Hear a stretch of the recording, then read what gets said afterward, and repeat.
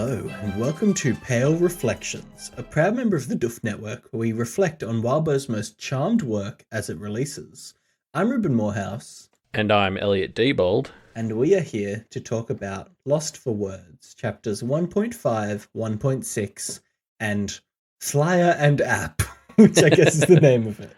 Yeah, the week's bonus material. Yes. Now let's begin our reflections, shall we? 1.5 picks up where 1.4 left off, with Verona, our point of view for this chapter, and the others heading to the Kennel of War and walking inside far too casually. I'm sure it'll be fine. Yeah, I love how sort of right from the start, there's this like aesthetic being built. Like they're in the rundown part of town. There's like unused warehouses. I think like a warehouse is actually mentioned, which is just like horror setting or urban horror setting 101.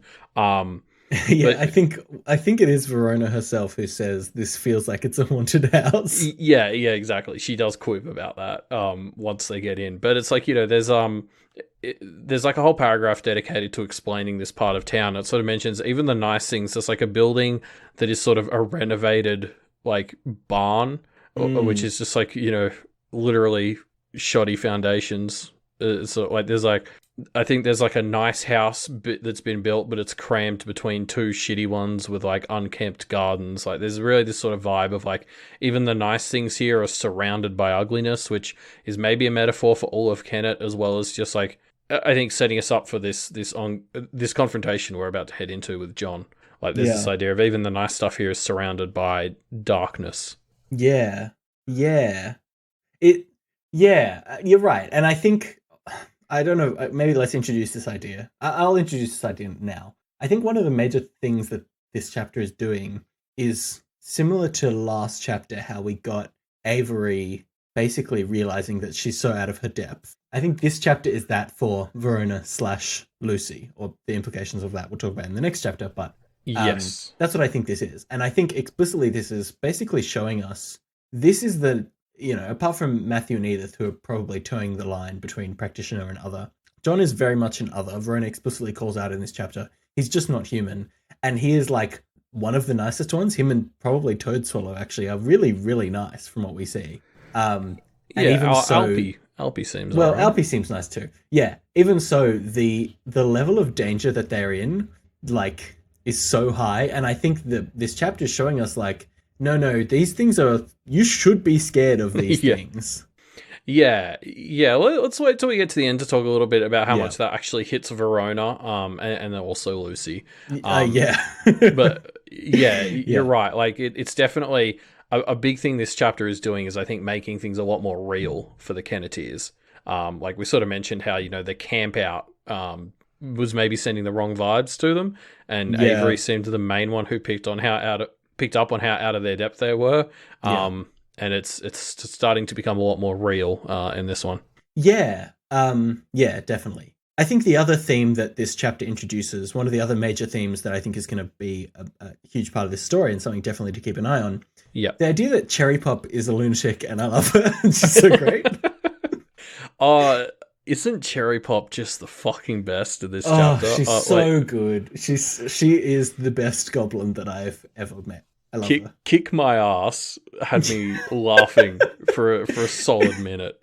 Yeah, she kind of alternates between being basically like a stupid dog, and I'm not in an insulting way. Like she's acting like a spaniel almost, where she'll just kind of like latch onto some idea and just like chase it down like a spaniel or a terrier or something. And then this really like sad, pathetic thing. I don't know. It's just like it works so well. Yeah, well, it's kind of like embracing her own patheticness seems to be part of her thing. Yeah, like I mean, her offer of gifts at the end is just fucking hilarious too. Yeah, she offers them gobs of stuff, which is very unsettling. Great, who knows what that means? And we also continue to kind of characterize our main characters. Obviously, Verona here does a bit more like practitioner experimentation, which is the kind of thing that we've defined her as the most practitioner-y of the group. We continue to see that here.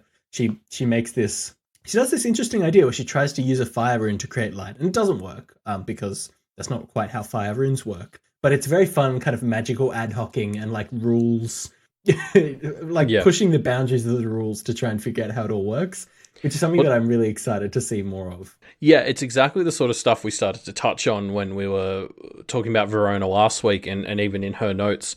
She is trying to wrap her head around these fundamental rules and then experiment with them. And we saw it Yeah. with the throwing the hat, and we see it here too.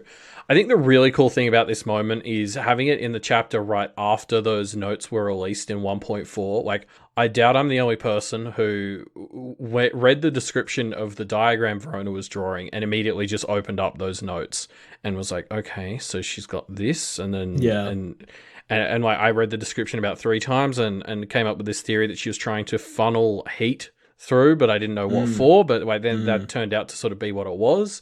So like I just thought that was a really cool way of like, you know, showing how this extra material is enhancing the story on its own end, but like is also being worked back into the story in a fun way. Like it's Yeah. Walbo created a little scenario where we all got to go and practice using the diagram lesson we all got in that extra material. It was so much fun. Yeah, I love how the chapter after each piece of bonus material has explicitly tied it in. First with Lucy's notes, now with the diagram stuff.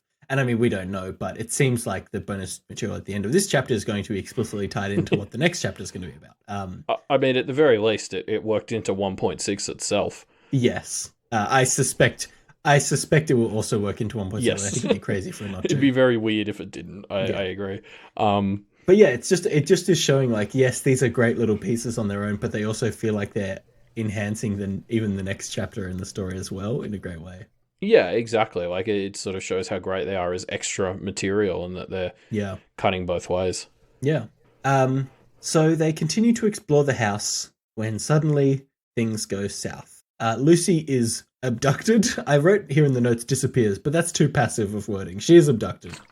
Verona rushes after her only to also be abducted, and we find, from Verona's point of view, it's John holding them both upon threat of violence, a knife or a gun, basically waiting to confirm their verification that they are who they say/think they are. Yeah, and like, you know, as we sort of said, Verona up until now has been like, oh, a haunted house vibes, and like Lucy's actually been on her to like pay attention because she's just like, you know, fucking around with the runes, which is like, you know, okay, like she's kind of trying to do something useful, generate light, but also, you know, she's just like fucking around with sticky she's notes. mucking around 100%. Yeah. I think the part of this that I really like is as she's running after Lucy, she's desperately trying to think of like which of these fun little experimentations that I've done are actually useful. And she kind of comes up with nothing. There's nothing that she could do in this situation. She literally is powerless. Yeah, and the other side of that is she can't even really get the post-it notes out. She comments on how hard it is to do while she's running. So she's been experimenting with all this stuff. None of it actually proves even remotely useful, and she just kind of has to let John come up and like, you know, take her hostage as well. Yeah, it's actually Avery who kind of, you know, whose calmness saves the day. Well, yeah, and I mean, Toad Swallow steps in as well. Yeah, actually, you're right, but like, I mean, it's just I love like just because I don't think we're going to talk about Avery as much this week because she was definitely the focus of last week, but it's so Avery that it's somehow bad for her because she's the one who didn't get taken hostage, so she was left alone. Like, like, you know, the universe still found a way to make this terrible for Avery. Yeah. Like, whereas if it had been one of the other two, it would have been bad, but it wouldn't have been hitting that specific, you know, character flaw that the other two have. Yeah, definitely. So yeah, we kind of touched on this idea, but it goes from 0 to 100 very quick, and I think it's. I love that John, who is kind of the nicest of the others so far, right? Like, he seems pretty nice. I mean, basically, later on in the chapter, he talks about how all he does every day is watch TV and play video games and pretend to cook food. Like, he seems pretty chill. I mean, his other job is to run around and kill people who might be coming into the town that shouldn't be, but... Sure, no, wait, I see your point. That's better than just running around and killing people full stop, right? Which seems like the others maybe not necessarily do, but I don't know. It seems like it's implied that at least some of them are doing that. Yeah. Yeah. So I just wanted to bring up, there's an extra little tidbit we get throughout all this, sort of as all this stuff with John is going down. The Toad Swallow quickly mentions he hasn't been summoned in months. I just find that interesting because in 1.2 he sold himself as somebody who was like employed, for want of a better term, Mm, as someone to tutor kids again, for want of a better term. Um, so is it normal for him to go months without getting a gig, or is this mm. like, I don't know? I'm just like in full on paranoia mode, I guess, at the moment, and I'm wondering, well, what's going on with Toad Swallow's employment? Like, is this part of why he's trying to train the others? Like, is there some scandal that Toad Swallow was involved in, and now he's like, having to take a back seat in his own business enterprise? Yeah, I, I don't know. You're right. I think it's possible that when he says "I haven't not in months," he's not referring to being summoned, but being compelled. The wording is slightly ambiguous, but you're right. That's fair. Maybe something else is going on here. It didn't flag for me, but it could be. And we're going to get into some wacky theories soon, so we'll see how that Yeah, stacks up with but them. I guess speaking of paranoid, back to John. Well, okay, here's the thing I love about John in this circumstance is he's okay, maybe you could take a read that he's behaving a bit paranoid here, but basically I think he after he explains it is being 100% rational here because when you think about the world that he lives in, constantly if he lets his guard down, he could get murdered or like permanently enslaved. That's the world that being another is. And to a lesser extent, that's the world that being involved as a practitioner also is. But it's even worse for another where there's kind of like it's kind of open season on you all the time, right? Um, Yeah, so John has set up situations to protect himself from this, and it seems overboard, but that's only in comparison to the real world. And so I love that. Like when I was thinking about this, I thought, well, yeah, John seems a bit overboard, but that's just because this world is overboard. And actually, listening to this, he's being 100% rational, and it's the perfect way of representing this world. Like to be rational in this world, you have to act in a way that is fucking bonkers, and like these kids aren't doing that, and they're going to suffer from it. yeah, I agree. It reads as paranoid until I heard his explanation. I thought the same thing, and based on everything we've heard about how like all these others are so scared of practitioners that Yeah, it's sort of like, okay, the classic MO for practitioners does seem to be to come in and kill or enslave them, which yeah, is just like, yeah, I mean, I guess you would, wouldn't you? Like he definitely part of John's whole thing that we'll touch on soon is like he is not someone who can leave the battlefield behind, which is a bit hmm, why he's acting like this, but that's yeah. also maybe the reason he's still alive, you know? So it's like, he says there were like 20 of his kind and he's now like the only one The last left. one, So yeah, so it seems pretty justifiable to think the way he does. yeah. I mean, I was kind of reacting as the girls were as this scene started to unfold, but after John explains it, I'm kind of like, I mean, Yeah. yeah, right. Yeah. Yeah. Yeah, Yeah. 100%. There's this great bit as well when Toadswallow is justifying himself after Lucy is questioning him. Oh, sorry, it's Verona on whether he intended this to happen. And his response is, I thought it was a done deal. None of us can't hurt any of you. And he kind of slips into this. And Verona calls it out. He slips, he loses his slightly aristocratic demeanor and slips back into kind of goblin-y talk, which I absolutely love. It just makes him so relatable and lovely. I mean, I would describe. I don't know. I pictured it as very Cockney. Like I pictured him as kind of devolving into Cockney, Yeah. which is a bit like that's what the orcs in Lord of the Rings, like a lot of them sort of speak in a Cockney-ish Yeah. accent. And that's what I saw it as, which is if you're sort of going off like somewhere like Britain where these which tends to be a bit more aristocratic and all that, like it's sort of him, dropping his facade a bit. I mean, I can't help but notice that also he manages to sneak in this like none of us can't hurt you. Like it's Mm. this double negative. So again, putting my paranoid hat on, is it all part of the is this on purpose, a distraction? I don't know how much. To Toad Swallow doesn't seem too advanced thinker type. So maybe I'm being a bit paranoid, but I mean, to me, moments like this just really highlight what a clever idea it was from a writing standpoint to add the goblins to this scene. Because, Mm. like, John is not a chill person, No. especially in this scene. So, like, obviously this is still an intense chapter, and next chapter is basically mostly dedicated to dealing with the ramifications of it.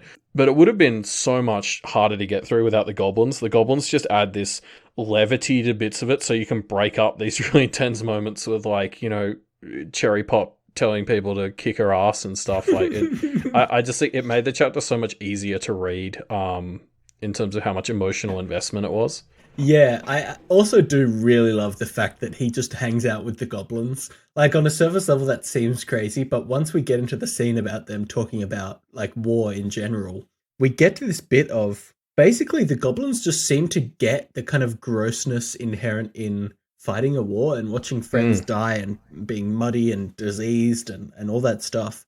It's very goblin, and I absolutely love that that's the nugget that John and the goblins have really bonded over.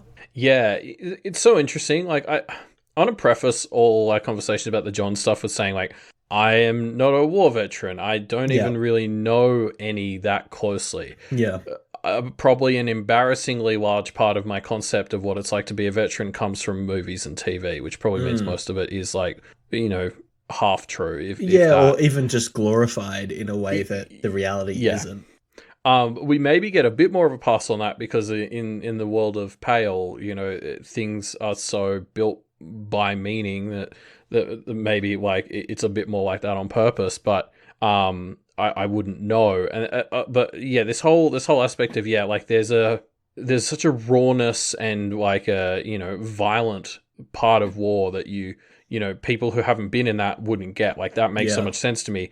But goblins kind of have that in their own way, and so it's like it's a little different, but it's close enough that John can, like, work on their level a little bit or interact with them because there's an honesty to them that he gets because he's seen that ugly part to humanity. Yeah, definitely. Let's touch on this moment. I want to read out this line where people are insulting Cherry Pop, and she says, "I'm so dumb, so ugly," Cherry Pop said, rustling through trash. She sounded mournful, like it was assumed to be fact. Avery started. You shouldn't say stuff like that, Cherry. It's so Avery. I love it because she obviously first wants to say that you're not ugly, and then that would be a lie, so she can't say that. And then she goes to say, that's not true, or that's a lie, or something like that. And again, that would be a lie, so she can't say that. So she just kind of lands on this weak, like, you shouldn't say stuff like that, Cherry, which again might just be a lie because goblins probably should say stuff like that. It's probably tied into, like, where they get their power from, that they're saying, like, grotesque and self-pitiable kind of things. Yeah, I mean, they seem to revel in and be built by disgustingness and grossness. Yeah. So, yeah, like, I can't remember the exact phrasing, but it was in, like, 1.2. It's like they were the embodiments of, grossness or something. Yeah. So, yeah, I mean, for all we know, like, it's actually good for Cherry Pop that she does that. But the way, again, this moment, just Cherry Pop is fucking hilarious. And Avery's desperation, to try and be wholesome and just can't do it because she can't lie. And that means in her head she knows that Cherry Pop is ugly. I would just the image of the way Cherry Pop says it, like, it was so vivid in my head of her just, like, rustling through trash, and she's like, oh, I'm so dumb, so ugly. Yeah. It's like acceptance. Anyway, it was again, it was such a good idea to add them into the chapter to kind of even out, like, the intense emotional nature of everything about John. Yeah, especially Cherry Pop, who just is the best. Yeah. So the girls, goblins, and dog continue to discuss the case. They're talking about John. They talk about the Hungry Choir as a suspect. They talk about the alibis for Toad Swallow and Cherry and John, and all generally, seem quite innocent of the events. Yeah, exactly. There's nothing to tie any of these people to it yet, but I love we get more details on the choir, which obviously, based on the way 1.6 ends, is going to start to become a thing. Yep. And they're just, like, they're so fucking weird. But the idea that these people that we saw, it's not like, I'm not gonna lie, I sort of had this vision of the choir as, like, a group of bodies that were like a hive mind or something. Yeah, but it's not that. They're almost just like they're projections of. They're like the symptom of the underlying thing. Yeah, like that's not what it is. Those are just, like, simple representations of it. Like raindrops out on the outer ring of the storm was such a great Yeah, way to sort of yeah. solidify this concept to me. It's just so cool. It gave me the concept of like these are some like four-dimensional thing, and those people are just there, like us viewing it through the third dimension, but there's a whole other dimension to it that we just can't see. You know? Yeah, yeah, exactly. Like it's that sort of thing where it's like this is just how your brain processes what you're seeing, or this is how maybe not even your brain. This is how the universe sort of processes giving it a physical form Mm, in this state. Yeah, yeah. So John talks about what he does during the day, and he says he cleans and sharpens his weapons. I watch some TV. I read and play video games. And I know this isn't important, Elliot, but I'm so curious what kind of video games John plays. Like, is it FPSs? Like, does he play Call of Duty and shit? Or is it like, that's just like too much of a trope and he just plays chill stuff like Stardew Valley or like dog-based games like Nintendogs? yeah. Maybe he tried to play Watch Dogs, but Yeah, like yeah. it didn't actually have dogs like you thought. Not what he wanted it to be. Yeah, exactly. And then he Um, was like, "Oh wait, this is about some kind of military activist. I could get behind this." yeah. For like, actually though, like I after you wrote this, I was trying to decide, and I honestly couldn't. I know it Like, could be either, right? yeah, yeah. Maybe he varies it up. I don't know. Maybe he's like really into intense strategy games or something. I could see Um, that. Yeah. yeah. No. Yeah. Yeah. I mean, it's funny because this totally maps to like like I know some people who are in the Australian military and like they do a lot of playing video games and watching TV when they're not on duty. So Yeah. I was like, yeah, I love this idea because he's this he's this mosaic of all these people who died in a war, right? Like I think we sort of go into it a bit more than we even did last chapter, but like this it's like these dogs as a concept are, when a bunch of people die in similar ways, I guess there's enough of a psychic leftover of bits and pieces of them that sometimes it can coalesce into a whole new being. It kind of reminds me of Edith in a way. Like it's a bit different, like it's more themed, but it's not a totally separate concept, I don't think. Like there's some overlap. And so what's interesting though is like because John talks about the way he works is it's not like he's not a whole person in the like he doesn't need to eat or whatever, but like he's got like extra servings of like being a fucking badass fighter, as we saw, and so part of that is he's kind of always on. Like I find this concept so fascinating that he's found like I think the closest he can to peace in Kennet, but that still involves having to go and do patrols and kill people every now and then because he always has to be a bit of a soldier. Yeah, I kind of want to touch on the idea that something that I just love about this universe, and now we've kind of got some examples of it in Pale. The idea that basically John is, from a dualistic perspective, is a creature that exists as a amalgamation of soldier tropes, right? Like that's explicitly what he is, and I love that so much. I love the fact that like the Otherverse stories are so explicitly about writing and taking writing aspects of writing and making them implicit and a part of the story. And John as a what is explicitly a collection of tropes that then can be played with and deconstructed and messed with. It's just so fun. Like the fact that in universe he is a collection of tropes, and from a authorial perspective, he's a collection of tropes that we can then explore and use to like dive into that. And it's effective and efficient from a story perspective, and it also just kind of gets us in the head of this guy is a capital S soldier like you would see in a movie, and that's explicit and in universe. And it's so like it's just so great. I just love how well that can happen in the other verse. You're right. There's like this blurring of the line between Watsonian and Doylist. Yes. Like it's this kind of merger of the two of them. And yeah, it's great not only because we get to explore these things in a very like kind of explicit way, as you mentioned, but it's also like just, if you want to talk about suspension of disbelief or whatever, it's great for that because the story can get away with doing very tropey things, and just putting a little spin on them in a way that it's just like, yeah, but that's how it works. Yeah, in this because story. it's a trope, it's important in this story, and that's what's great about it. And it makes it like a lot less grating than it might otherwise be in other stories. Yeah, 100%.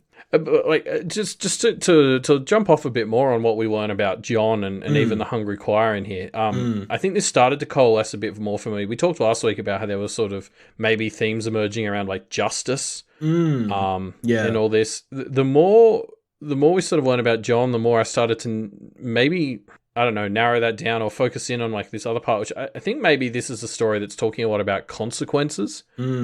Because what I've noticed is a lot of the others in this town are the results of human emotions, like, like things like, or not even emotions, but like, things like the Hungry Choir, John, and even Edith. They're like, and Charles, to me, the most explicit. Yeah. He's like built out of his characters. The one thing we know about him is he is defined by the consequence to when he went too far in an argument about justice and punishment, right? Yeah, exactly. Whereas like these, a lot of these others, they're literally constructed from like the echoes or, leftover sort of psychic energy of humans, and they are consequences of other things. John is a consequence of the war. Edith is a consequence of like a bunch of various fire-related, tragedies. Incidents, yeah. The Hungry Choir is this kind of weird thing that's popped up because of the way humans like to do little games and rituals and put themselves in danger.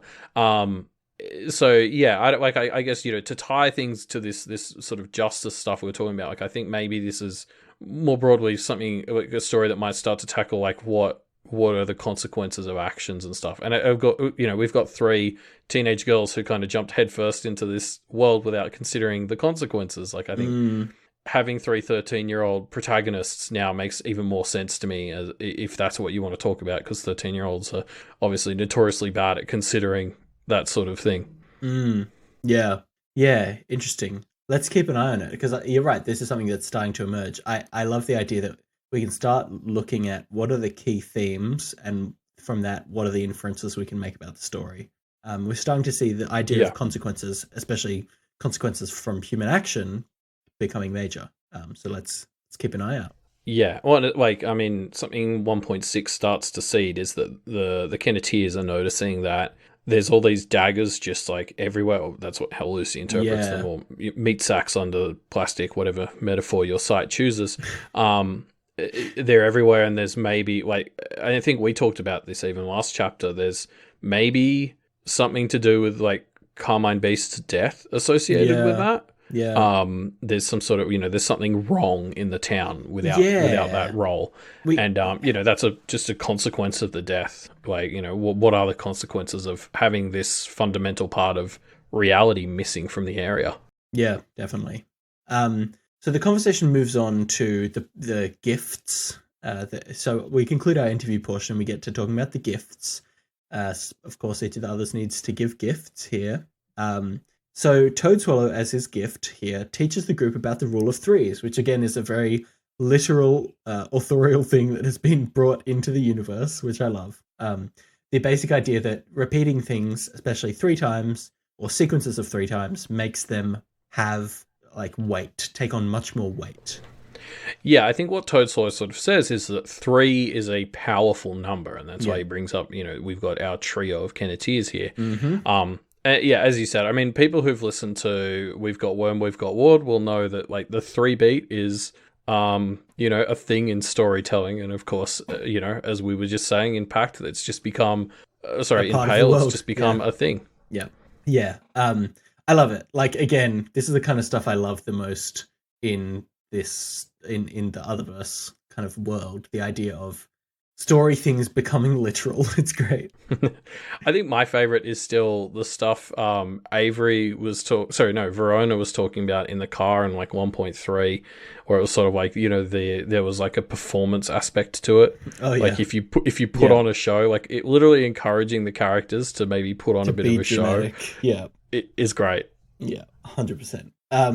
I like that we're kind of getting this vibe from the 3 as well, where they're going around and kind of collecting trinkets to use. I just find that so much fun. Like, what tricks... It's basically explicitly them collecting tricks to have up their sleeve, which makes for such compelling resolutions to conflicts later, when they can think, oh, I'll just chuck this dog tag and summon John as I stride confidently into battle. Like that's, I just can't wait to see some of these things pay off because I know they're going to be so great. Yeah, like the other thing they get here is this little like slug from the gun that like emanates heat.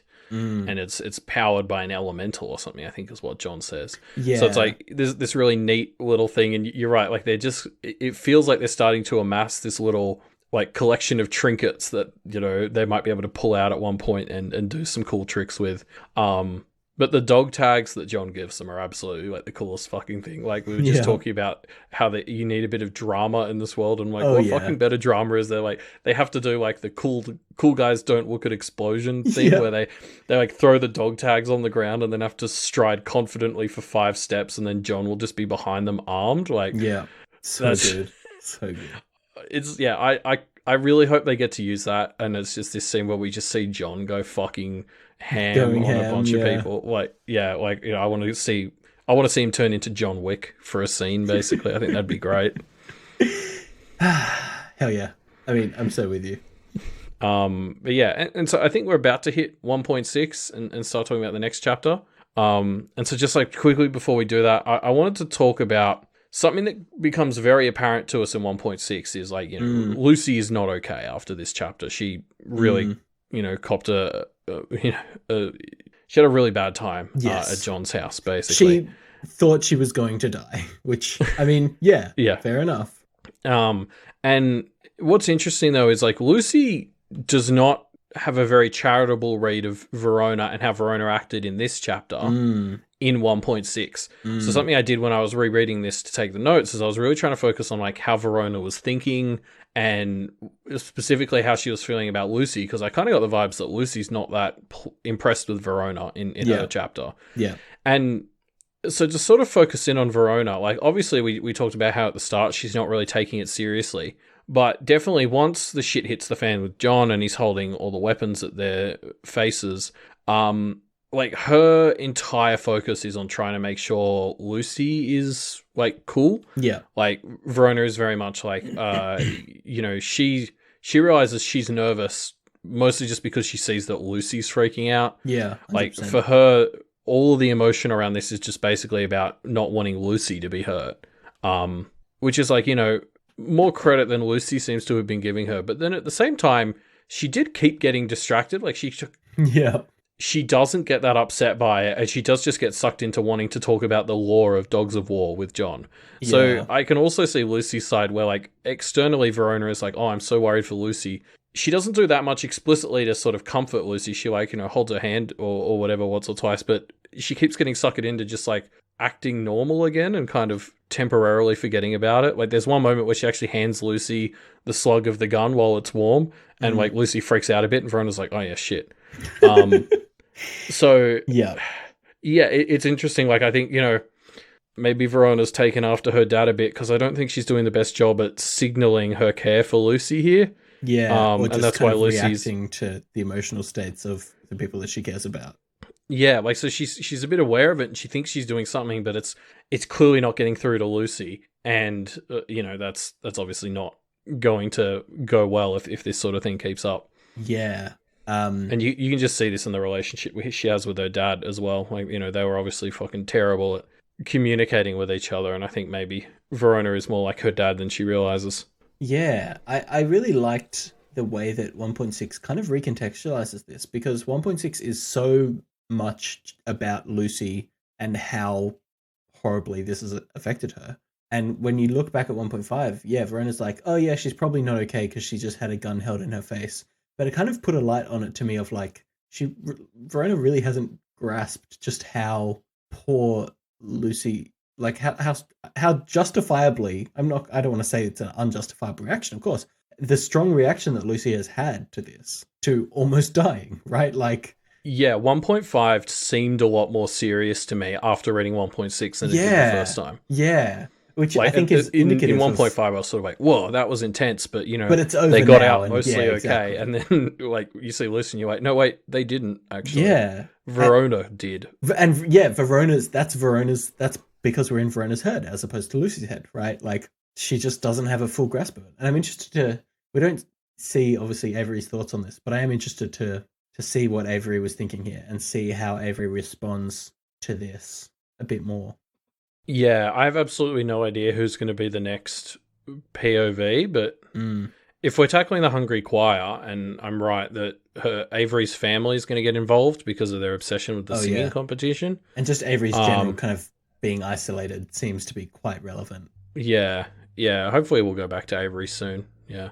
I mean, it could even be an interlude, actually. I know that, no, this would be a weird place to put an interlude. Maybe. Yeah, break out at the end of an arc with an interlude or something. It could be, though. Like, well, we're going down the garden path a bit. Yeah. But it's probably out, actually, by the time this episode's out, so we're just going to look like idiots unless we get it right. Let's call it. Interlude or not? Interlude from the Hungry Choir. No. Oh, yeah, I have no idea. Like, I mean, I could guess one of the Kenneteers, but I'm just going like I've just got a 33% chance of getting it right. Do it, Elliot. Come on, big plays. Okay. I'm calling Avery. Yeah. Okay. What does I want to call? We can both go. It's fine. We'll go back to right or wrong. Yeah, I'm just trying to think. Like, if we're going to be dealing with the Hungry Choir, it's either going to be her or maybe back to Verona. So I'll say Verona if you've got Avery. Right, cool. Well, let's see. Maybe it'll be released by the time we finish recording and we can check our results live on stream.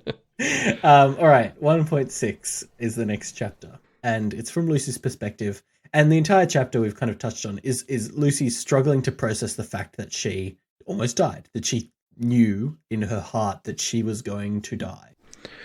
Yeah. And like, it's like right from the get-go of this chapter, you're just being hit with like how... like what Lucy's going through, like the emotion of this chapter hits you right from the start. Oh yeah. Like I just sort of talked about how 1.5 had the goblins to keep it a bit more lighthearted, and you know Verona's perspective sort of helps with that, and then we just hit Lucy's, and she's just alone and like on the verge of a breakdown on her front door, which she can't manage to walk through. Like right from the get go, this chapter is just so much more real than the last one was. Yeah, and there's no. It's a rough chapter, right? It doesn't feel like there's any like lighthearted thing to carry us through. We get these quite nice interactions between Lucy and her mother, but it's just rough being in her head this chapter. Yeah. Like this chapter does a great job of making you feel how traumatizing this was for Lucy. Yeah. I think the thematic through line that I want to pull out about this chapter is, for the first half at least, it's about obviously something that we've dived into as we have like, you know, young adult protagonists, is this theme or this trope in modern young adult kind of magical fantasy of like parents just don't understand, you know, like parents just don't get it, and the way that often represents in fantasy stories is parents don't understand about this cool new secret world that I'm a part of. They literally don't understand it, right? And this is kind of explicitly demonstrated between Lucy and her mother, who have, I think, the best relationship of any of the kids that we've seen with their parents, right? I mean, Avery's isn't bad, but Lucy and her mother are clearly quite close. And her mother is clearly a pretty good mother. Notices that something's up with her, kind of makes a few attempts to be available to listen, but Lucy doesn't take them by the hand. And it seems obvious that the practice here is really even more so getting in the way of this. Like, it's basically a multiplier on the barrier that is being built between Lucy and her mother in this chapter, and it's really sad. Yeah, well, it seems like in general they're pretty open with each other, but now she's got like a whole pretty large part of her life that's traumatizing her that she just can't talk to her mum about. And it almost makes me think, because something that I think is common across Walpo's stories is he's trope aware when he's writing things, but he won't be constrained by these tropes. Like, he'll play with them. And I actually kind of want to see whether this trope will be broken. I'm going to get into this in a little bit, I think, but the idea of parents just don't understand is a trope that I think is not going to be intact by the end of this story. Yeah. Well, and I think we'll talk about Lucy a lot. Like, obviously this is the Lucy chapter, but like, I think coming into this episode or these two chapters, Lucy was probably the Kenneteer I felt I had the least grasp on. Like, Verona was, you know, the first chapter, we got so much characterization of Verona at the start.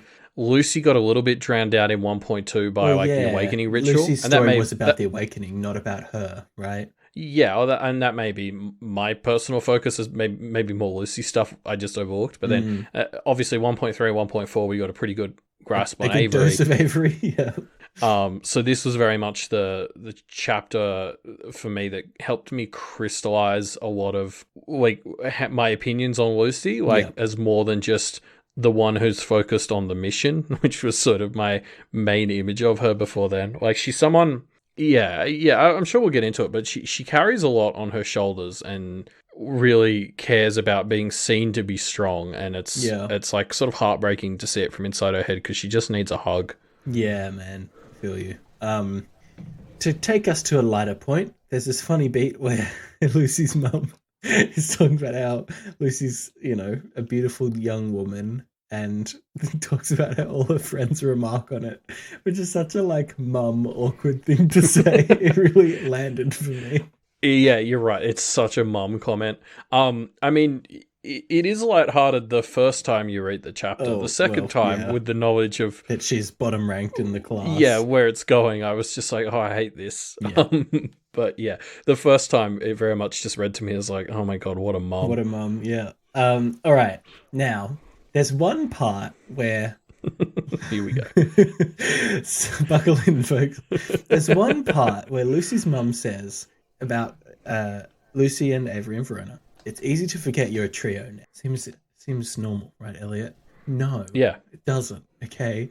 Now that we're doing a podcast and I don't know how this story is going to end, I'm finally able to make some fucking bonkers predictions. And this is what I'm doing now. I've talked about the idea that the parents just don't understand trope, I think isn't going to last. This is tied into some other things that have been floating around for me. The way that Lucy's mum says trio, which just as a word kind of instinctively feels a bit practitioner-y to me, just makes me feel like there's some more stuff going on here. Here's the other beat that I think makes me think this is. If we think about the central problem with the mystery at the heart of this story, Elliot, is whoever murdered the Carmine Beast can't lie. And so as soon as one of the three asks them, hey, did you do it? And they say, no, I didn't. Or they can't have done it, right? And I think it would be narratively unfulfilling for them to be able to lie, which leaves on the table the Hungry Choir and Charles. The Hungry Choir can't really be communicated with, and Charles can lie, right? But I think the Hungry Choir is too obvious, and Charles already seems pathetic enough that it's not really him.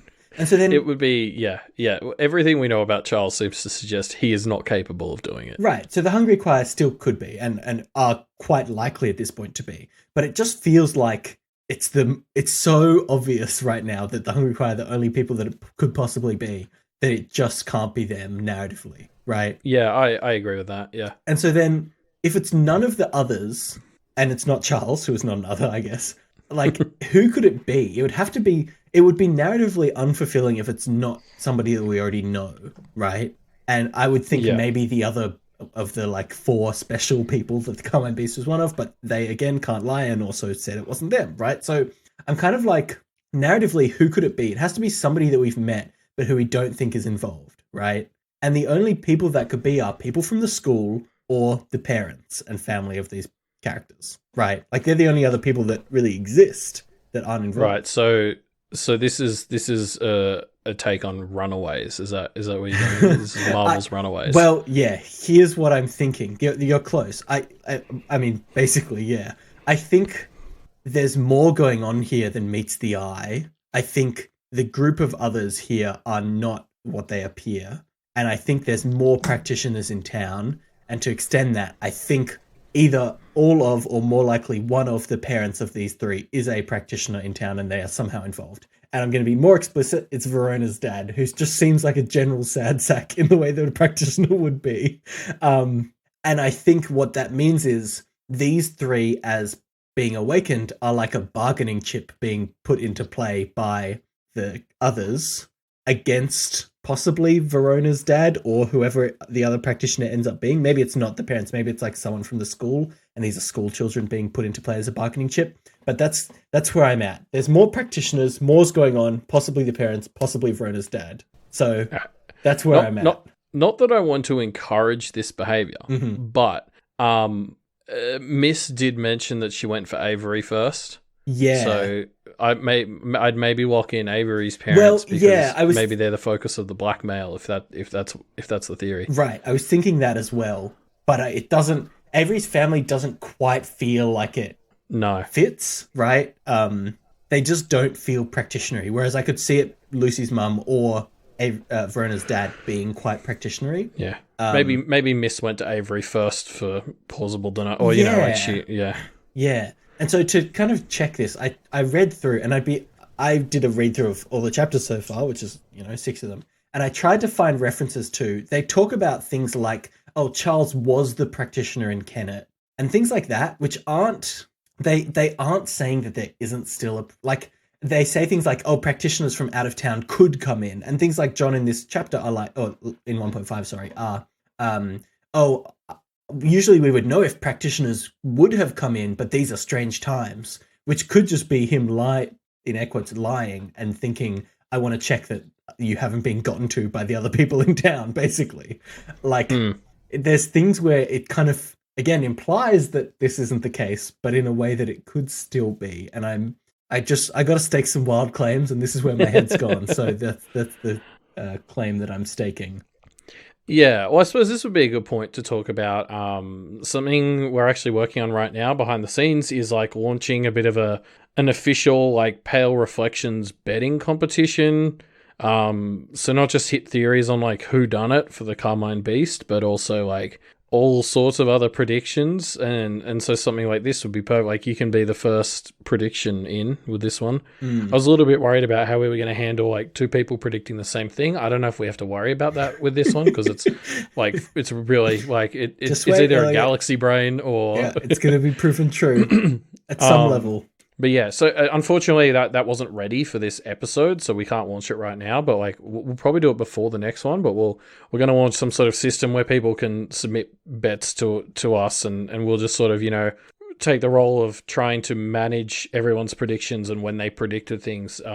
So we can see all the people who make the galaxy brain plays like Ruben has just tried to. Mm-hmm. Yeah. So stay tuned for that. We'll have it'll come out at some point during the week, right? We'll post it on Reddit whenever it's ready, and we'll definitely talk about it in next week's episode as well. Yeah, cool. So yeah, putting aside all the crazy theories, the fact that Lucy sees that her mum has literally a broken heart, right? It's fucking tragic. I mean, yeah, this whole scene with her mum is just tough to read in the sense that like it's so awful. Her mum is like struggling with all these job applications.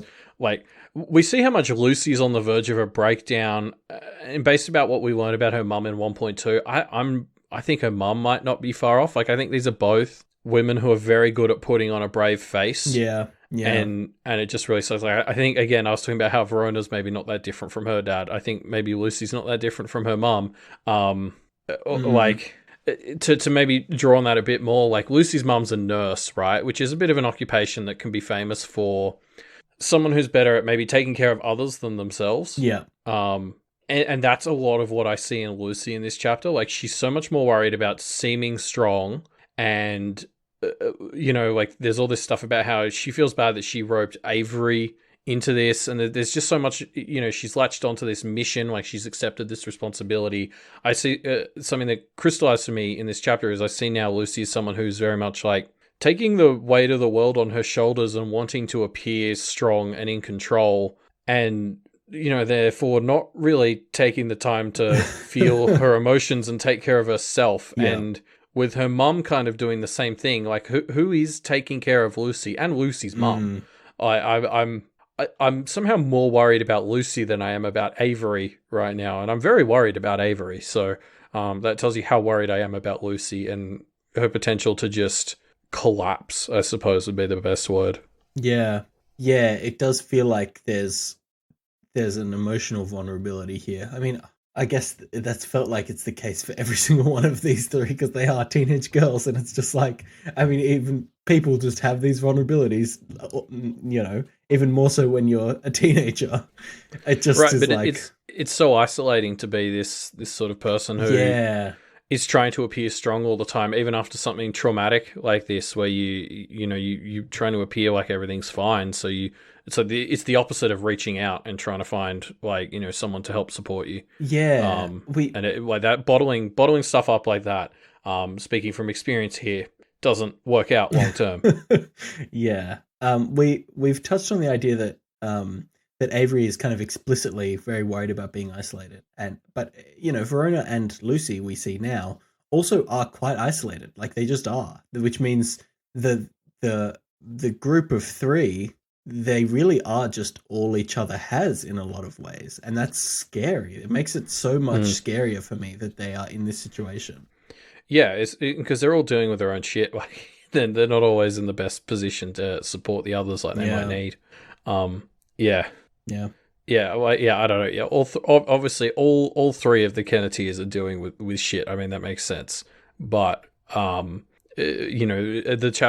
focus of this chapter is kind of Lucy's, and it has me very concerned for how long she can keep this up. Yeah, for sure.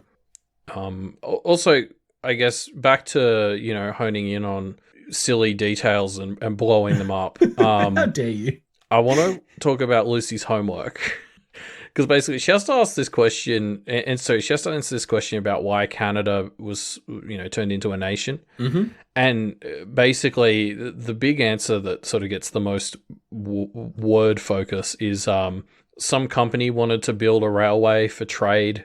And is this something like there's something that the Carmine Beast was preventing people from doing, and that I don't know. This feels like one of those things where like later on we're going to be like, oh, it was a metaphor. Yeah, and so I'm trying to like reverse engineer it without all the clues and extrapolate wildly. These others are trying to build a kind of independent council system outside of the standard thing, and it was being blocked by the Carmine Beast trade motives. I don't fucking know, but it could, like, there's something that could be there. I don't know.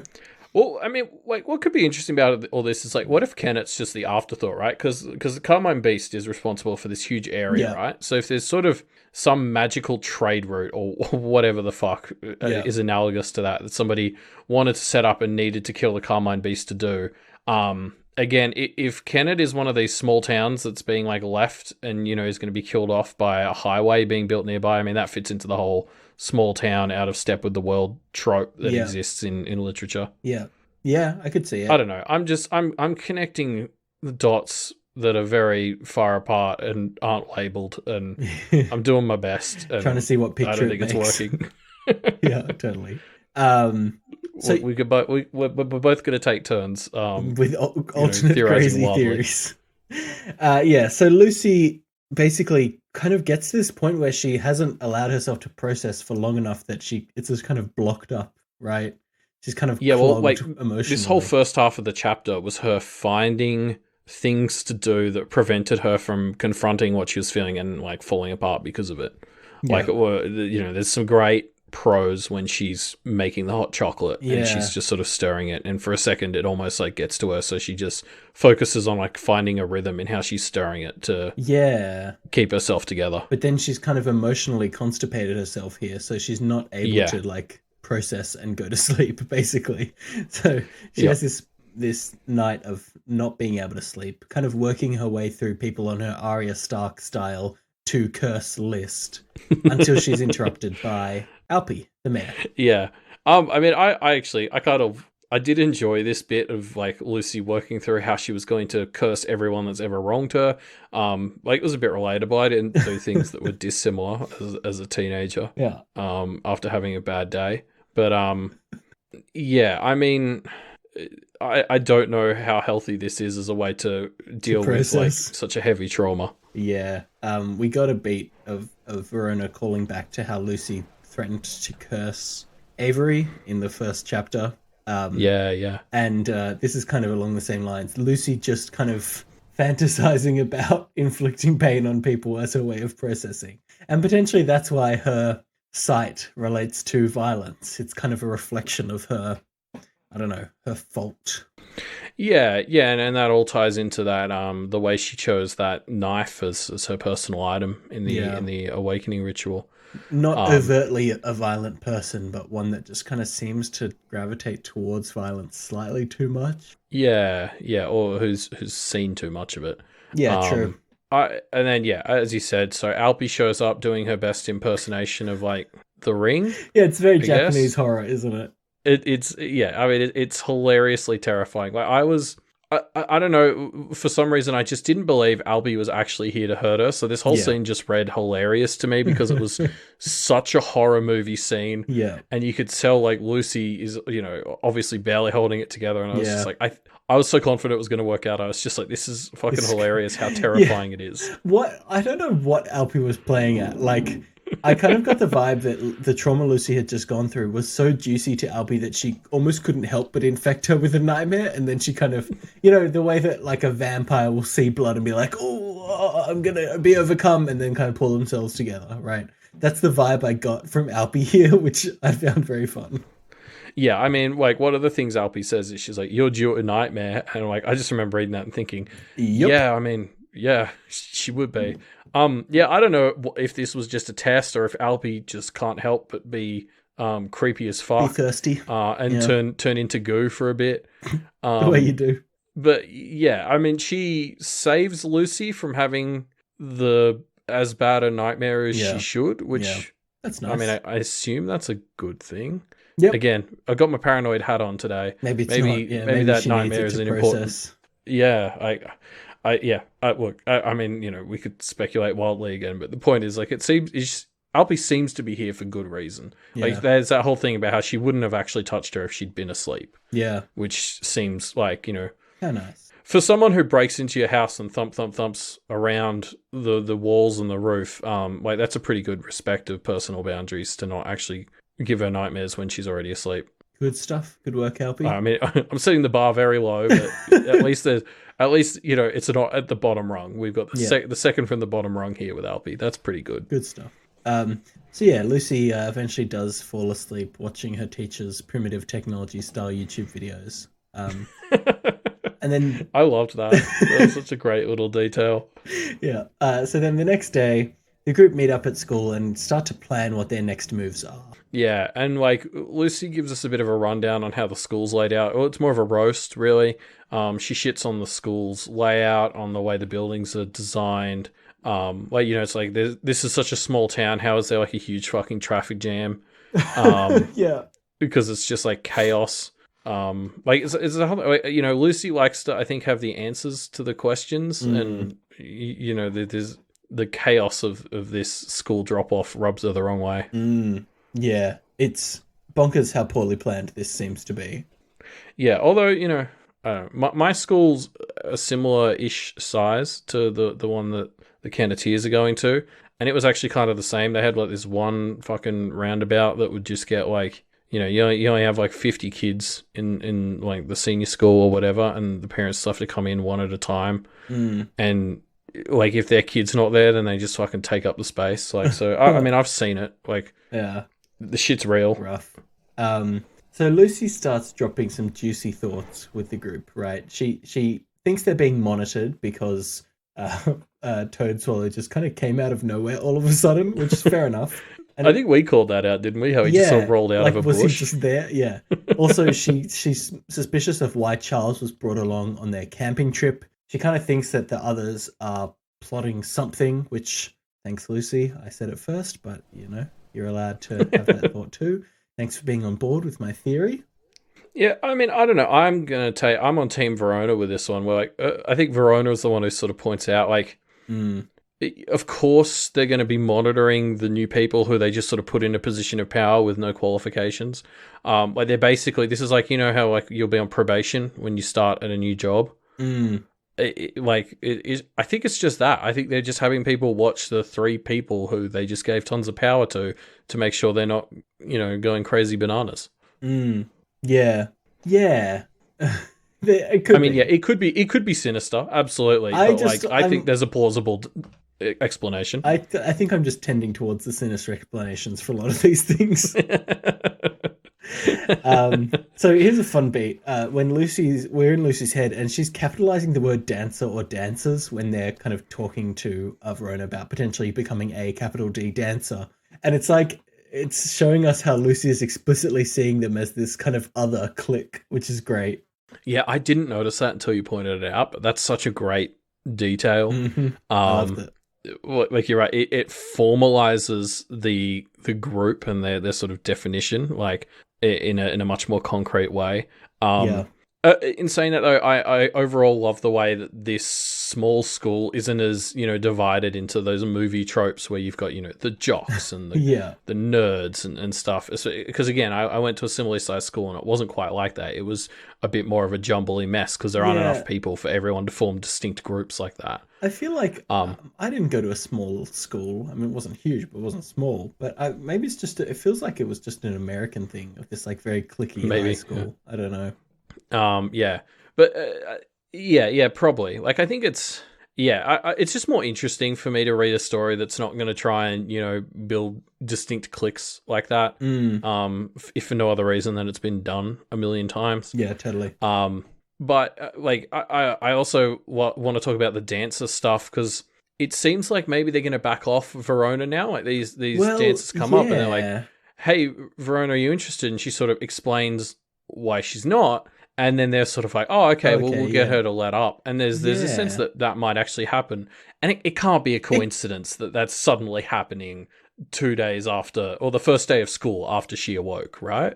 I don't know. If that I'm thinking like, why is this in the story if that's it, right?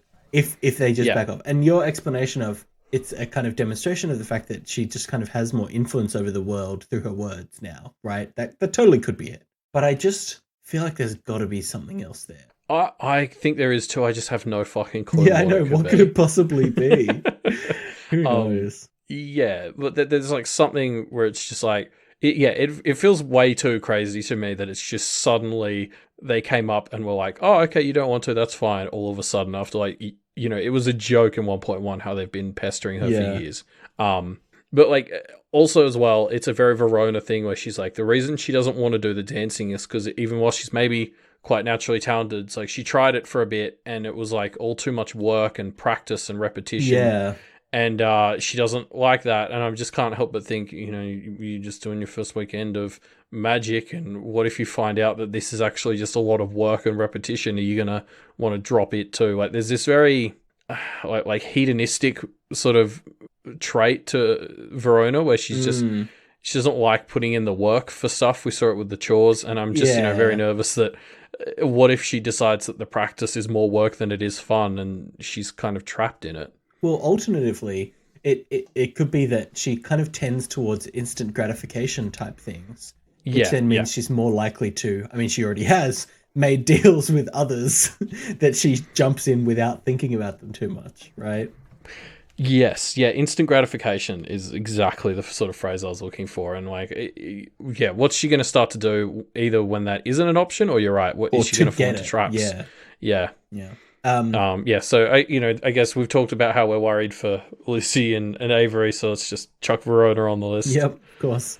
We get to the point where the class ranker rankings come out, and I mean, okay, so I talked about, I think it was last chapter, how I thought the Hungry Choir is related to class ranker. This seems like they're not. The Hungry Choir ritual seems to be something other than what we've explicitly seen so far.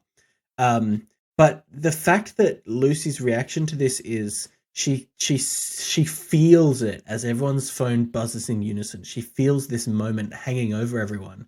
And she explicitly says she felt like it was the kind of thing that someone might want to harness or already be harnessing, which makes me feel like while class ranker isn't explicitly the ritual, it is related. Like it is the way that they are kind of finding the vulnerable that they are preying on.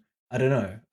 Again, not confirmed, but feels very plausible. Yeah, I mean, I'm sticking to my theory that it's just benign human shittiness. I think maybe what the link there could be is it's those vulnerable people on the bottom of the social ladder or whatever that become the targets of these sorts of things. Like it's the people who are most at risk who, and again, I'm tying it back to this justice metaphor a bit, but like you literally get this app that says, here is the social hierarchy of this class along one vector. Yeah. And then, we're literally finding out that the people on the bottom are the most vulnerable. It's hard. I'm just happy to see it as something that is just like regular human people being shitty. It could end up being something else, but Like I could see it just being a device to sort of build a sort of social hierarchy and then comment on it through that. Yeah, fair enough. I think the main thing that makes me think it's not explicitly related is it does feel a little too obvious to me now. But we'll see. Yeah. So the next thing, I don't know what this is. There's this bit where Lucy has just found out she's at the bottom and they're having a conversation. And maybe I've just got the rule of three on the brain this chapter, but the word three, the number three, comes up so many times in these like 6 or 7 lines. I've said it maybe 3 times, or you could be a lot of people's third choices. I don't want to be third choices. Oh, I might have a few choice words for them and said it 3 times, and it's like just like the density of threes in this section is so high. I don't know what it is. It just flagged to me as like, why are there so many threes here? Yeah. I don't have an answer to it, but I mean, you're right. There's a lot of them.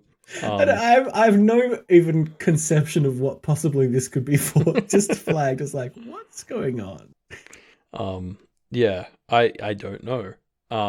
But I mean, should we talk about like how much of fun as a reader, clusterfuck this app ended up being? It's like, who could have seen this coming? Mm-hmm. The class ranker was a bad idea. No way. I think what's like clever about it is the way Wildbow's managed to think of a different way for it to hurt each Kenneteer. Like obviously, this is awful that it's hurting them all, but like I'm actually really impressed with the way it's like, Avery is confirmed as the only lesbian in their sort of whole class. Yep. So, that's hitting her mark of like the loneliness. Yep. Lucy obviously kind of has no one in her corner. Yep. And she's all alone, and she has to appear strong, and like she's coping with it, hitting her thing. And then like Verona's is probably the most subtle, and I may be jumping into the extra material a bit early here, but she only got points for a mutual match, which is like, we get reminded here again of something we were told in 1.1, which is like Verona didn't actually pick people she's interested in. She just picked people who she thought weren't going to get many votes. Yeah. Now her result is she only got one mutual match, which means one of the people she kind of, not like pity voted, but like, kind of disingenuously voted for, has seen that like they were a mutual match. Yeah. Which is like just has the potential to explode as like Verona not having taken the app seriously. And not like, having considered other people's feelings when she was doing it, which kind of... Yeah, exactly. So again, it's hitting that Verona character flaw. I think all 3 of them hit their kind of issues and flaws in very like interesting ways. So like Verona's, she didn't take this seriously, she didn't think it through, and now it's got the potential because this poor guy is probably thinking that she's as into him as he is to her, and she can't lie now, so it's just probably going to explode. So yeah, like just from a writing perspective, I was really impressed that we managed to hit all 3 of them on their own very personal vector.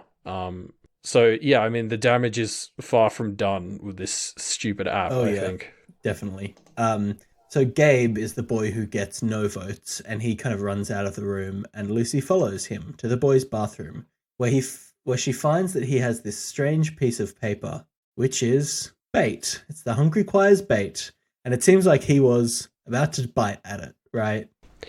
Yeah, I mean, yeah, there's all this weird like sight stuff going on where she sees like connections and red knives stabbing at what's a red watercolor. Yeah. Don't fully understand it all, but it's basically like, yeah, there were lots of bad vibes coming out of this piece of paper. Yeah. Should we touch on the site here? Because this is right when they start talking about some of the site as well. Yeah. So they discuss the different ways that their site has manifested. Lucy's, we know, is the knives, really, and she kind of characterizes it as being able to see violence.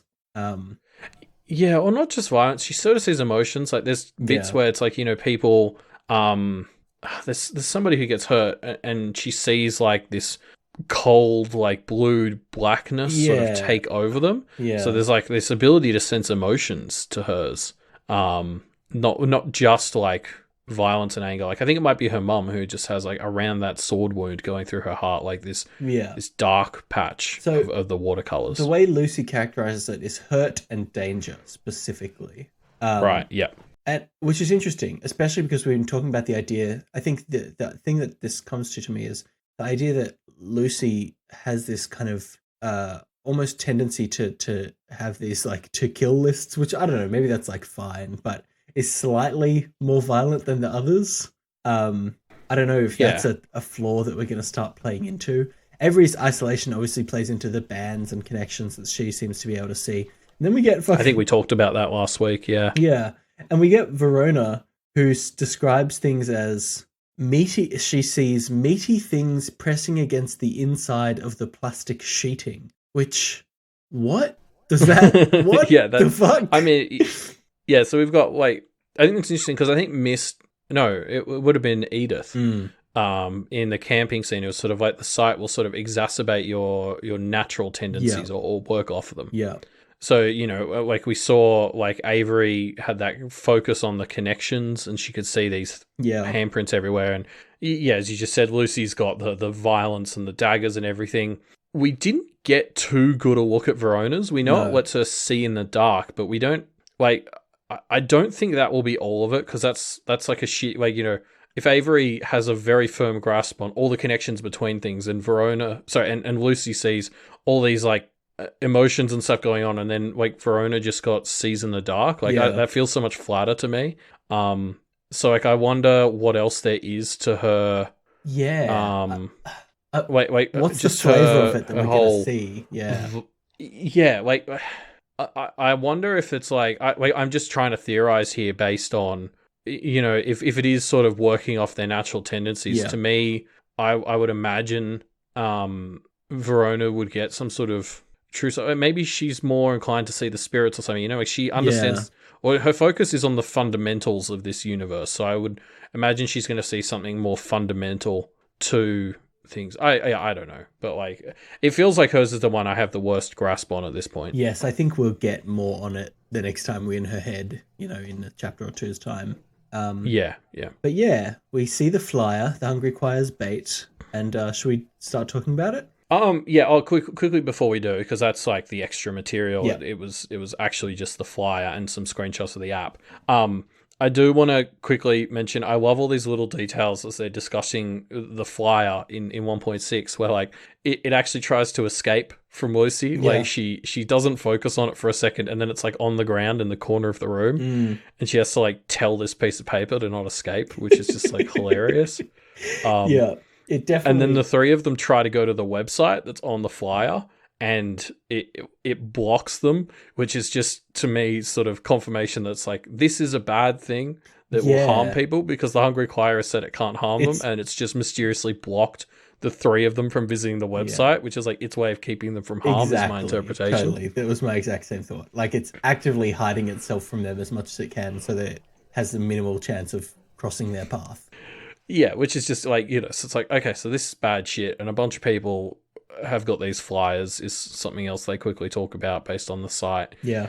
So, I mean, this will be fun. I think it's tomorrow night is the deadline now we've got for the Hungry Choir's shit going down. Yep.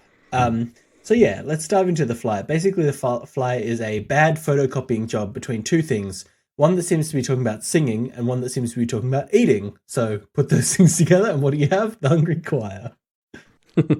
And I mean, I just want to compliment like Wobbo on how like perfectly unreadable this sort of was. I couldn't get anything from it. I kept looking at it, and it was just like, it was in this uncanny valley zone of like text comprehension where I was like, there's words in here, and I'd stare at them for like a minute, and it was like, no, okay, I can't read any more of this. Like this is, it was too perfectly poorly done to be readable.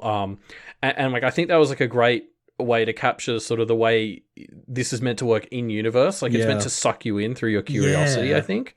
And like that's what it did for me. Is like there was just this sense as I was looking at it of like, oh, there's more to be found here, and I just wanted to put the pieces of the puzzle together. And I think that is in Pale how it is meant to work. Well, yeah. If there was a that's very fun. If there was a slightly legible URL at the end of this flyer, I would totally go to it. Of like, well, okay, let me figure out what's going on here, right? Like 100% I would. I want to call out specifically a user called Ojon, who in the comments kind of does a lot of really good deciphering of stuff. And they talk about they figured out kind of that there are references to Ontario ghost towns there. Nefton, Winnisk, and Sulphide, all ghost towns in Ontario, which seems to indicate there's also stuff around the phases of the moon that seem to be relevant here, seeming to indicate like that possibly the Hungry Choir is like remnants of these ghost towns, and things are going to happen during the waxing or waning gibbous cycles of the moon. Like some interesting details, not enough to really know what's going on, but enough to hint at some cool stuff. I mean, the fact that they're ghost towns has me, concerned for, is Kennet next? Yeah, like, exactly. Are these the places the Hungry Choir has already been? Yeah. Which is fun. Yeah. Brockton Vale, North Haverbrook, etc. Ogdenville. Yeah. So I don't know. I think it's really interesting how the food came into it a lot more than we thought. Like, I think when we talked about the Avery's family singing contest theory, I was very focused on the singing part. Yeah. Whereas it seems to be some mixture of eating and singing. Yes. Ritual. I'm so excited to see the next steps in this ritual. Also terrified, obviously. But yeah, I mean, yeah, well done to O'John for managing to decipher some of that, because there was some real good stuff in there. Yeah, I mean, I love this as a little bit of bonus content that gets suckered in. Like, I think the fact that O'John probably put a lot of effort into deciphering this is a testament to how sort of how well this would capture your imagination. Yeah, this fire. Yeah, that's all the stuff. That's all the chapters for this week. We'll talk about the responses to our discussion question in a second, but before then, Elliot, I just want to let you know that I was right. 1.7 is from Avery's perspective. Okay, thanks. Dang it. Yeah. Oh, actually, before we leave the bonus content, I want to talk about the app quickly. Yeah, sure. We already sort of touched on the extra stuff we learned about Verona as well. But I want to talk about, from a game design perspective, how how the app rewards you so many extra points for it being like a mutual like. That does seem designed to me to reinforce like taking safe bets, or if someone's into you, pretending to be into them because, or like to game it. I don't know. Am I overreading and stuff again? But it's like that signals to me how the app is a bit more built for like building drama rather than genuine matchmaking. So a collaboration between the Hungry Choir and the Fairy. Sure. Yeah. No, you're right. I was looking at this app and I couldn't think of anything that I really wanted to pull out, except the profile picture selection for these children is interesting. The person who's a hardcore Christian and had a picture of a crucifix as their profile picture got more points than Lucy, which is very sad. Sorry, I'm just pulling it up now. Oh yeah. They Elena. They were second from the bottom, I think. Yeah. Just who thought this was a good idea in universe? I mean, it's a great idea. It's a great storytelling, like chaos seeder. But yeah. So let's get into our discussion question, I suppose. Yeah. Where we just sort of asked, who can you trust? Who can the Kenneteers trust? We didn't get too many answers to this one, which I think because most people are sort of on the same page. Yeah. Charles, like often brought up as can be trusted. Yes, we got like a no one, maybe Charles a few times from people like Landis963. Megafire says Charles because he seems too shit and powerless to be doing anything else. Basically, everyone hates him. Like, it's not like he would actually survive if anyone was legitimately against him. Yep. He's easy pickings. Yeah, we got a great answer from Weir White that went into explicit detail on everyone and why they can't be trusted. It was the most thought out no one answer that we got. Technically, their answer was no one except each other for now, which was a very optimistic viewpoint that Weir White's taking.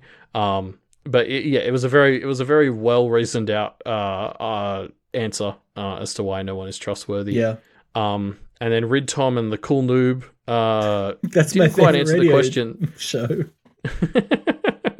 Yeah. Welcome to Rid Tom and the Cool Noob.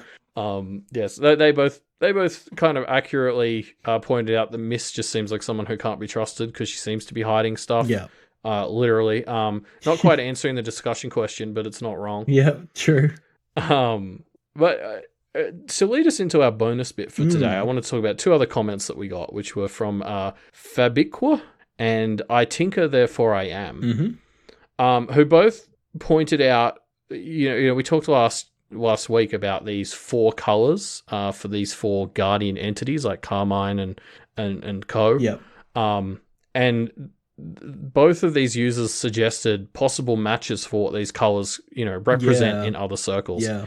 So what we've both done is gone and taken one of their interpretations, and we'll talk about them each today because they were both pretty interesting. Yeah. Do you want to start with yours, Elliot? Yeah, so I've gone chasing down Fabriqua's link that they made, which was that these colors, red, gold, white, and black, actually link to the sort of 4 steps of the magnum opus of alchemy. So like for those who don't know, alchemy is basically like trying to turn bland shit into cool shit, like, you know, normal metal into gold, or creating the philosopher's stone, which would, like, you know, cure all ailments and make you immortal, like all that sort of jazz. But what's interesting is like a lot of alchemy stuff, alchemical stuff has kind of been adapted into a lot more like new age type mysticism, and even like Jungian psychology ties a lot of its concepts to these 4 steps. Yeah. So there's some really interesting sort of extra, you know, mystic stuff associated with this, which obviously makes it a bit more relevant to Pale. So in this sort of the great work of alchemy, which is trying to build, you know, the philosopher's stone, the first step is the blackness, which basically is all about like making everything uniform. So they burn basically everything into ash. And in this sort of psychological interpretation, this is, you know, the psychological interpretation is, instead of building like a stone for immortality, it's about sort of achieving enlightenment or like a fulfillment of yourself. And so this first step, the blackness, is basically about hitting your low point, where you just have this really bad event that breaks you down and gets you to the point where you have to build yourself back up because you're falling apart. Yeah.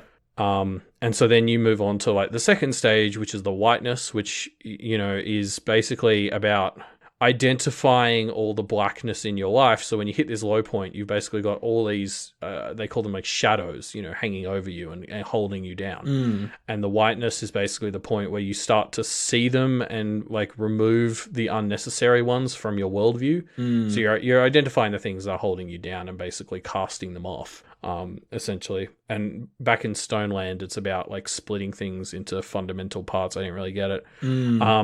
Then you move on to the golden step, the yellowness, which is, you know, in the stone, this is where you actually convert shitty metal into cool metal. So it's the actual transmutation.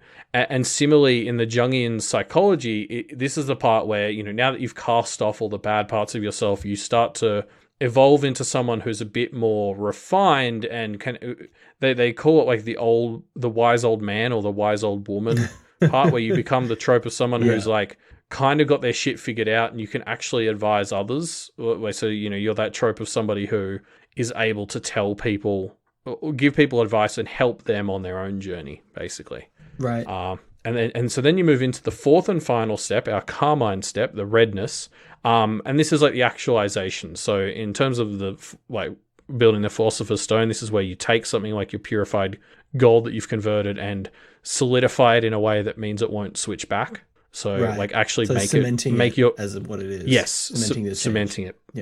Yeah. And so in the Jungian psychology and the more New Age mystic stuff, this is where you've sort of gone from being the old wise person who's, you know, giving out this advice to having such a solidified concept of yourself and your role based on helping others that you basically like ascend and become, you know, enlightened or whatever the hell, depending on which part you're in. So I don't have any theories about how any of this would actually map to the story. I got lost forgetting that we were thinking about how to interpret the big 4. I'm trying to. Yeah. I'm thinking about it, and this is like a step process, right? So black turns to white, turns to yellow, turns to red, which makes me wonder how those, like, if we apply that here, I struggle to apply it because it can't be applied in terms of like these 4 things existing all together at once and getting interpretations from that. Like, I guess if we wanted to try and tie it to our 4 entities, I'd maybe try and take the step back and rather than looking at the process, look at what each process represents. Yeah. Like the, you know, the blackness was all about breaking things down, and, you know, that was our sort of deathy one. And then if the whiteness is all about kind of like refinement, shedding bad things, and then so our golden centipede man is the wise old person who I don't know, is someone who offers advice or something. I don't know. And then Could be. Carmine was just the most fulfilled, I guess. It doesn't really fit with the war at all, which is why I think this probably doesn't relate too concretely to our 4 entities here, but maybe it'll come in a little bit. I don't know. It was fun to learn about either way. Sure. I looked up the one that I Tinker, Therefore I Am brought up, which is this idea of the Native American, or also known as the indigenous medicine wheel. So basically, this is a circle that's divided into 4 kind of slices, 4 quadrants, and it represents the circle as this one, the kind of aspects of being, all of the natural world, kind of every concept, and then divided into 4 quadrants, which represent 4 different things. The ones that we probably want to talk about the most here are the white quadrant as mental or decisions, the yellow quadrant as spiritual or values, red as emotional or reactions, and black as the physical body or like actions. But there are a lot of interpretations. Basically, you could apply it to a lot of different areas. So you would have maybe the 4 seasons, or the 4 elements, or the 4 stages of life, being birth, childhood, or to be adulthood. Birth, kind of childhood, or adolescence, adulthood, and old age. Right. And so there's a lot of different kind of concepts that this could relate to. I think I tried to mostly look at the red concepts here to see what felt like it related to the Carmine Beast. And from there, potentially we can take some inferences from that towards the other 3 of the group. But there was some stuff. So, for example, they could be related to like heavenly bodies. Yellow would be the sun, I think it was. Black was space, white was stars, and red was the moon, I believe. Or black was earth, white was stars, and red was the moon. So the moon association... I mean, red and the moon. Yeah, exactly. Yeah. That kind of fits for the Carmine Beast based on what we saw before. Also, I talked about the stages of life, and red relates to adolescence, childhood or adolescence, which potentially implies why the trio are teenagers. That might have given them a stronger connection to the Carmine Beast. Maybe is something that will be relevant here.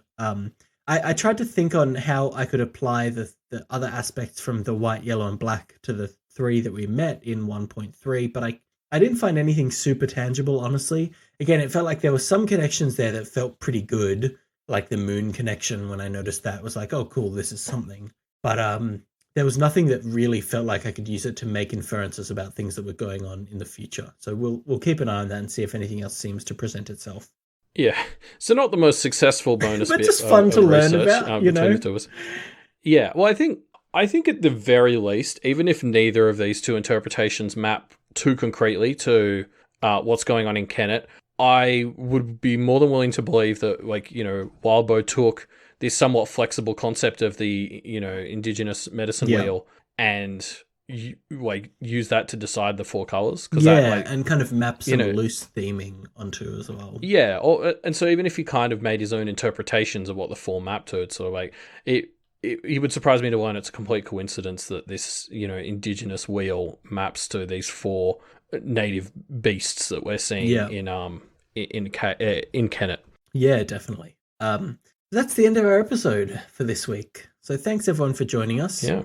We don't have a discussion question this week, but feel free to leave your comments on this episode in our discussion thread, which we link down in the show notes.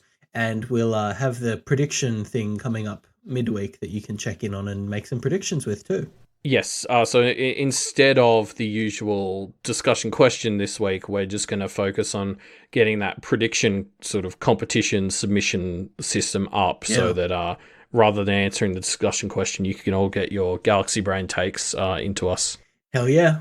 If you want to support this show, please do leave us a review on your podcasting application of choice. It helps new people find the show, which will help promote Wildbow's work in general, as well as the Doof Media Network. So leave a review if you'd like, and that would be very much appreciated. Yes, and if you want to learn more about what's going on at Doof, head on over to doofmedia.com. There's so many shows going on right now. I think the book club was, about 8 hours ago when this episode comes out, so worth going and having a look at that on the Doof YouTube. The book clubs are always fun. Yep, there'll also be an audio copy of it on the Doofcast feed soon. Mm-hmm. If you want to see Elliot do his live reactions to every new chapter as it comes out, check out our Twitter feed, which is @MediaMD Podcast. Yes, those live reads do contain packed spoilers and bad takes. So the two things check that it people out. come to this show for. If you want to support the Duff Media Network, head to patreon.com/Duff Media.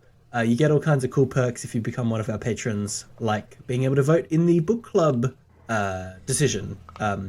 Yes. And the others, there's the Game Club voting, which will be starting... week. Oh, sorry, the voting is this week, but the Game Club episode itself is next week. Yeah, yep. And don't forget to stop by Wildbow's Patreon, patreon.com/Wildbow. Without Wildbow, we wouldn't even have Class Ranker. Oh, tragedy. Do you think someone's going to make an actual Class Ranker app now based on this? Or does something Honestly, like it exist? Maybe it does. Yeah, God. I was going to say, I wouldn't be surprised to learn. Like, there's so many trash apps out there. Like, this might have been based on something that Wildbow's seen in the wild. Ouch. Anyway, for more Class Ranker discussion, make sure you come back again next week. But for now, see you next time. Bye.